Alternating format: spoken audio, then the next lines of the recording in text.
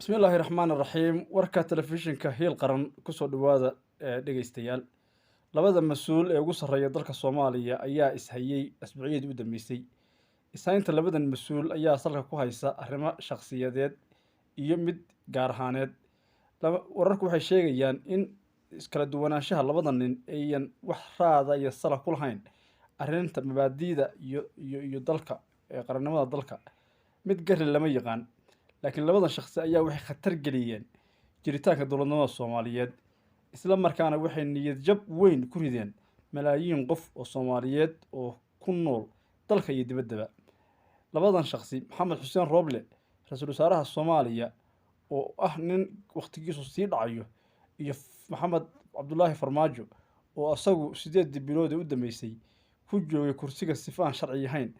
ayaa waxa maalmaha kan la soo sheegayaa in ay isdardar geliyeen in ay labadoodu cadaawad kala samaystaan arrinta la isku hayo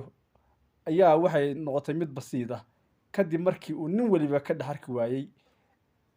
danihiisa shakhsiyadeed iyo midiisa siyaasadeed Maxamed Cabdullaahi Farmaajo ayaa wuxuu doonayaa asagu mar labaad inuu dib ugu soo laabto kursiga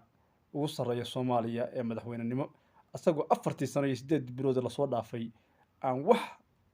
wax tara iyo wax natiijo midna ka soo hoyn xafiiska fadhiyay dalka Soomaaliyana isla markaana wax uu qabtay aysan jirin waxa la soo sheegayaa Xuseen Rooble asagu inuu dan shakhsiyadeed iyo mid qabiil ee hoose uu ka fikirayo isla markaana uu ku jiro lacag urursi baahsan oo jeebkiisu waxa weeye qalalan yahay kadib markii uu ogaaday in Farmaajo uu lacag badan urursaday dhageystayaal share gareeya warkan si share